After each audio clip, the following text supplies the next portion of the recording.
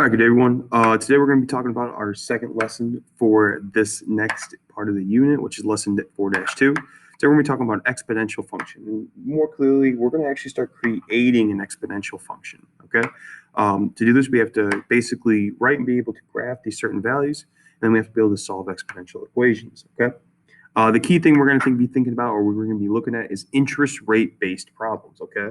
It's such a real world example that deals with exponentials so that we can actually really focus on where's this applied in the actual real world setting. So let's go ahead and get into it. Okay. To really start this lesson off, we have to think about exponentials in the first place. All right. If I'm thinking of an exponential function, the first thing I want to think about is y equals a times b to the x. Okay. And the big thing that we're going to do is relate both this equation, a b to the x, with our interest rate equation, which is simply the amount equals the principal 1 plus r over n and t. Okay, we're going to really compare these two values, and hopefully you can kind of see how these already show a lot of similarities, okay? They both have an exponential value. They both have a growth rate, and then they both have a starting value as well. Okay, so each of those things we're going to kind of compare and actually use to help us try to figure out these values of these problems here. Okay. So let's just kind of talk about this in the first place. Consider two investments made in the same time. The first investment, $50,000, is deposited in an account that offers an annual interest rate of 5% compounded annually. And the second investment, $30,000, is deposited in an account that offers an annual interest rate of 8.5 compounded annually.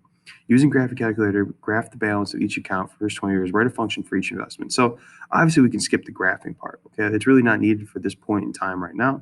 But what we do want to kind of focus on is, creating a function for each of them. And the thing I want you to think about is if I want to create a standard function, especially for something that is just annual, all I have to do is use my exponential equation, okay? Because basically my thought process is all my equation is going to be is my starting amount. So let's start with the 50,000 times my growth rate, which is 1.05%, times the time.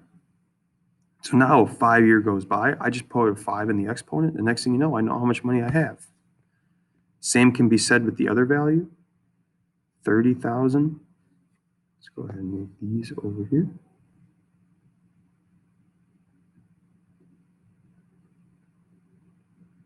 I'll fix those later. 30,000 times 1.05 to the power of t. And just like that, I've created two standard functions for each of those problems. Note how it still kind of follows the same order. Our principal, or our starting value, our percentage, as well as our time passed by. Okay? Ooh, and I actually made a quick mistake here. I assumed that it was the same interest rate because we have an interest rate of 8.5%. We're going to change this to 1.085. Okay? So really what they're trying to do now in the next one is trying to think about which value is higher over 15 years. Okay, we want to know basically which one is larger through the 15-year mark. And the thing is that if we really want to do this, all we have to do is take both of these equations and plug 15 in for my time. And that would give me, or 20, I should say. 20 years go by. The 20-year mark. And once we do that, we can kind of see what value is ending up being larger. Okay, the reason this is important is we can kind of see what would be a better investment to make. Putting more money in at a lower interest rate or less money in at a higher interest rate. Through a 20-year mark, currently right now, our top value, or the 50,000 principal, is the larger amount. Okay? So a higher amount of money on a lower interest rate would be better in the short game. But in the long game, I can tell you right now that the bottom value, is going to be a larger amount. Okay? So when I ask for over a long period of time, which parameter, principal or interest, has the greater effect? Well, if you really want to think about over a long period of time, it's always the interest rate that's going to have the higher higher parameter to it. Okay, it's going to have the greater effect to the problem in the end. Okay, if I leave money in there and it's going to go up higher and higher at a higher interest rate, that's always going to be better than the principal itself. Even though in the situation above, the value grew because of the $50,000 principal, your interest rate's always going to be the deciding factor on how much you actually grow over a very long period of time. Okay? So let's kind of discuss a couple of things moving forward then. All right? What we want to do is kind of get into this idea here. And we want to start building a compounded interest rate because you got to understand that interest rates don't always just happen. They're not just set in stone annual interest rates. Our actual interest rate equation, as written before, is this value here. The amount equals the principal, 1 plus the rate over the compound to the t power of n. Okay? So we won't even worry about this chart, but we want to kind of consider this problem here. Okay? Or, excuse me, we want to actually consider number 10 here. Oops.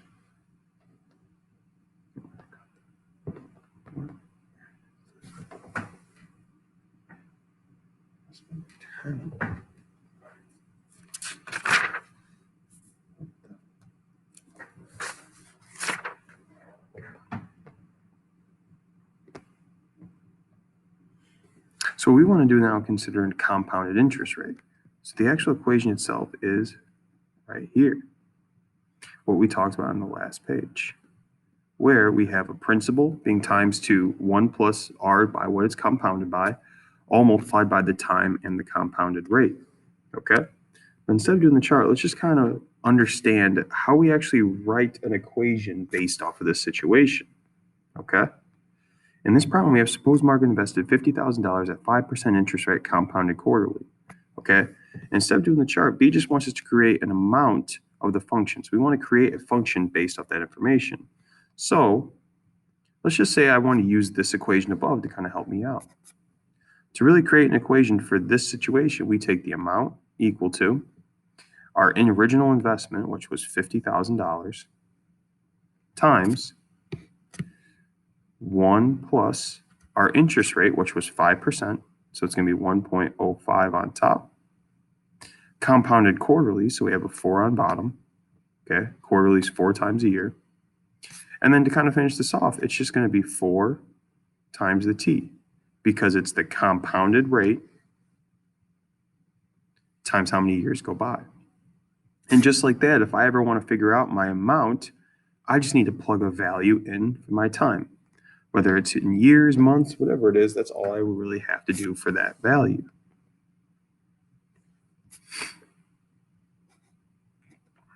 So now in item 4, we get kind of an important question.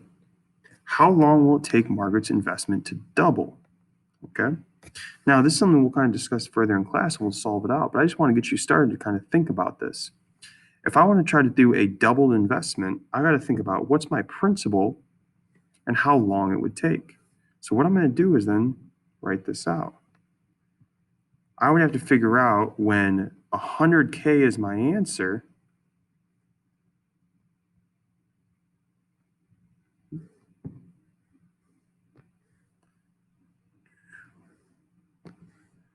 .05. Oops, we don't want that line. 5 over 4 to the power of 4t. And we'll kind of talk about how do we actually can solve this in class the coming days, but this is kind of the key thing we want to think about, okay?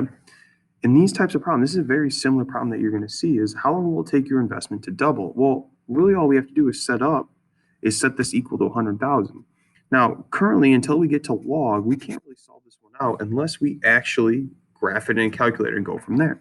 So in class, I'll show you kind of how to solve it in a graphing calculator, but for right now, we just want to know kind of the process of how to set it up and understand that if we set this equal to 100,000, we can understand that at this point, this is doubled my original investment.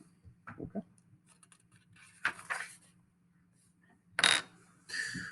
So let's kind of start talking about all 3 different types of our values. Okay, we're going to jump over to 4.3 real quick. We're going to talk about this PERT value.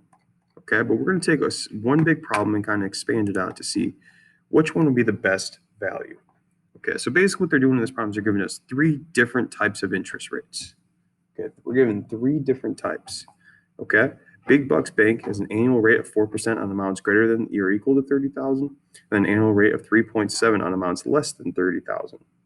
Okay. Serious Savings has a nominal rate of 3.67 compounded weekly. Infinite Investments has a nominal rate of 3.5% compounded continuously. And what they're doing is they're giving us two different situations. The first time we're investing $50,000, and the second investment we're investing $25,000. What we want to do is try to think, what's a better investment? What is a greater or better investment that we can use? So let's go ahead and test out this theory. We're going to create three different portions here. We're going to create three different pieces of information. We have big banks, serious savings, and infinite investment. For the first one, we're going to have a principal of $50,000. So if I'm going to make my equation for the big banks, the first thing I have to think about is it's annual. I'm given a 4% interest rate, and it's going to be, that's going to be all the information because it's greater than the 30,000. So we're going to go $50,000 starting value. Our interest rate is going to be 1.04. And then, do they tell us the years up top?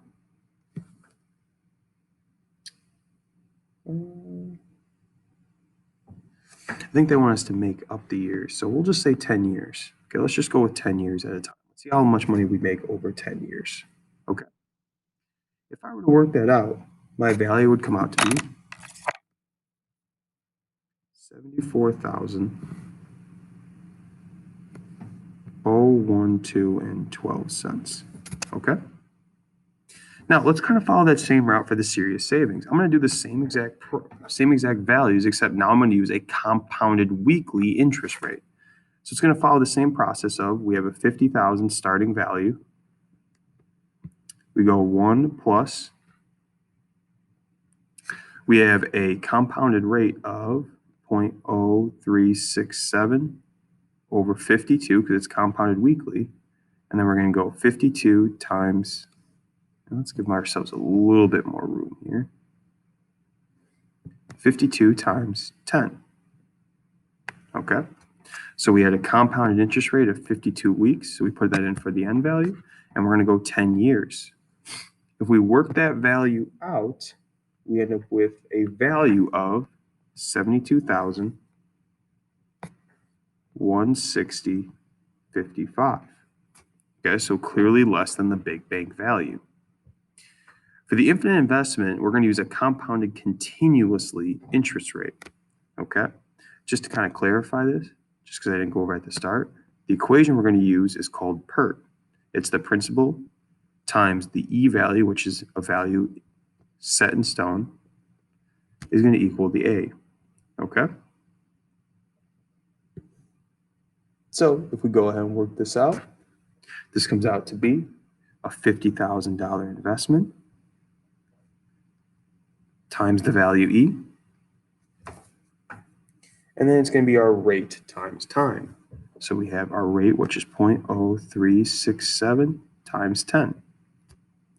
When we work that value out, we get 70,953.37. And so they really want to try to focus on what is the best value out of all of these? What is the best type of interest rate? And in over a 10-year with over 10 years with a 4% interest rate, the big banks were the best one. Okay?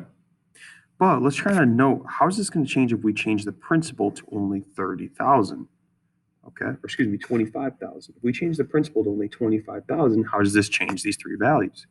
So let's go ahead and work it out and see what happens. Let's start with the big bank. If we go $25,000 principal, in this case, you remember the actual word problem. If we go less than 30,000, our interest rate drops to 3.7. So I'm going to go 1.037 times 10 years. If I work that one out, I get 35,952. $1,000,000.37. Okay. So the next value that I'm going to look at is my serious savings. I'm going to do the same thing. In this case, there really is no change of value. We're still going to use our same exact equation.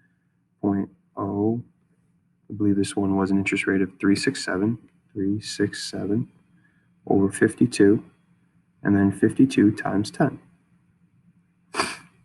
Okay, so the only thing that changes in the second equation is my principal value. And if I work that out, I end up getting 36,808.28. And the last one is our continuous, which pretty straightforward. Our interest rate for that one is 3.5%. So I'm going to go 25,000 times the value of E, and then we have 0.035 times 10 years. And if I work that out, I get 35,000 for 76 and 69 cents. And the reason we're going through all this, the reason why we're kind of understanding is, first off, because I want to get all the different equations in front of you. Okay, you have your big banks, which is annual, your serious savings, which is going to be your compounded, and then you have your infinite investment, which is going to be your continuous interest rate. Okay, so you see we have three different types of interest rates, or even three different types of exponential equations in front of you. And the key thing here that we want to analyze is, how are these each affected? Well, the first thing I want you to notice is that this was our largest value up here. Okay, the big banks over 10 years at a $50,000 principal. And the reason is because if you really think about it, that was our highest interest rate. They gave us the highest growth factor in that problem, which allowed us to really get the largest value for our income. But then let's kind of talk about what happens in the other problem. In the other problem, over a lesser principal, we get another interest rate here. But this interest rate doesn't allow us to grow as much as we had in the serious savings one, right? Well, that's because when you have a compounded interest rate that's going to be working this much times out of the year, it's better than an annual rate over that same time period. Okay, even though the interest rates are so different, or I should say so similar, but yet this big banks one is larger, because a compounded interest rate is going to work differently, you're going to gain more money from it. The reason this is important is because when you're actually going through and looking at what type of investments you can make, these are some easy equations that you can do to try to get the most bang out of your buck. Okay, so it's going to be an important idea just to kind of think about throughout this whole unit. Now, the big thing, the last thing I'm kind of leave you on, is that these are all exponential equations. Okay, each and every one of these have a starting amount, they have an growth factor, and they also have an exponential portion to it.